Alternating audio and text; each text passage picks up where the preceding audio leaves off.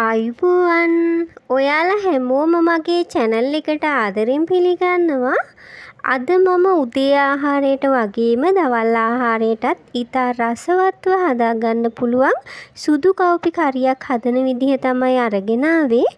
ගොඩාක් අය සුදු කව්පි තම්බලන්නේ කන්නේ. ඉතින් මේ විදිහට කිරි දාලා හැදුවහමත් රසයි. ඉතින් මගේ channel එක තාම subscribe කරලා නෙවෙයි නම් වීඩියෝ බලන්නේ subscribe කරලා මට උදව්වක් දෙන්න කියලා ආදරණීය පුංචි ඉල්ලීමක් කරනවා.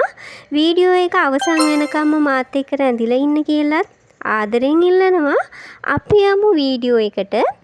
සුදු කව්පි ටිකක් අරගෙන මම පැය 5ක් 6ක් විතර හොඳින් පොඟන්න දානවා. ඊට පස්සේ හොඳට හොදලා වතුර දාලා ලුණු එකතු කරන්නේ නැතුව තඹ ගන්නවා. හොඳට තැඹුණාට පස්සේ තමයි ලුණු එකතු කරන්නේ. මම පුංචි ටිප් එකක් කියන්නද? ඇට වර්ග තඹනකොට මුලින් ලුණු එකතු කරන්නේ නැතුව තඹ ගන්න. එතකොට හොඳට තැඹෙනවා. තැඹුණාට පස්සේ ලුණු ස්වල්පයක් එකතු කරගන්න.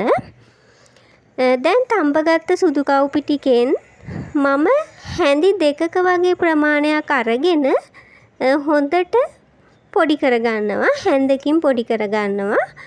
ඉතින් ඔයාලට හැන්දකින් ගැරුප්පුවකින් අතින් මේ ඕන විදිහකට පොඩි කරගන්න පුළුවන්. තවත් පුංචි ටිප් එකක් කියන්නද? මේ විදිහට සුදු කව්පි වලින් ටිකක් හොඳට පොඩි කරලා ගත්තාම කරි එක උකුවට රසට හදාගන්න පුළුවන්. දැන් පොඩි කරගත්ත කව්පි ටිකට ඉතිරි කව්පි ඇට ටික එකතු කරගන්නවා.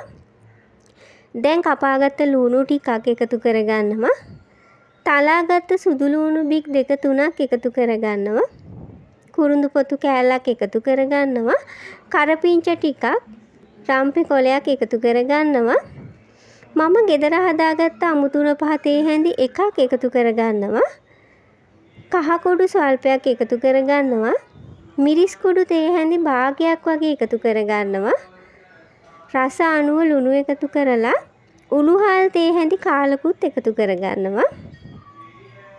දැන් මිටි කිරි ටිකත් එකතු කරගෙන හොඳට කලවම් කරලා ලිපේ තියාගෙන කිරි ටික උතුරනකම් උයා ගන්නයි තියෙන්නේ. ඉතින් අපි කව්පි ටික මුලින් තම්බලානේ අරගත්තේ. ඒ නිසා කව්පි වල තැම්බෙන දෙයක් නැහැ. කිරි ටික හොඳට උතුරනකම් උයා ගත්තාම ඇති. මම බත් කන්න තමයි මේ කරි එක හදාගන්නේ. ඉතින් ඔයාලට වැඩිපුර හොදි ගතිය ඕන නම් තව කිරි එකතු කරලත් හදාගන්න පුළුවන්. දැන් අපි කරි එක රස කරගන්න තෙම්පරාදුවක් හදාගමු. මුලින්ම භාජනයක් ලිපේ තියලා ඒකට තෙල් මේස හැන්දක් එකතු කරනවා. ඒකට අබ ඇට තේ හැඳි භාගයක් එකතු කරලා සුදු ලුණු ටිකක් එකතු කරලා රන්වන් පාට වෙනකම් බෙද ගන්නවා. ලාවට රන්වන් පාට වෙනකම් බැදුනහම ඇති. ලිප ඔෆ් කරගන්න. ලිප ඔෆ් කරාට පස්සේ කෑලි මිරිස් තේ හැඳි දෙකක් වගේ මම එකතු කරගන්නවා. භාජනයේ රස්නේනේ.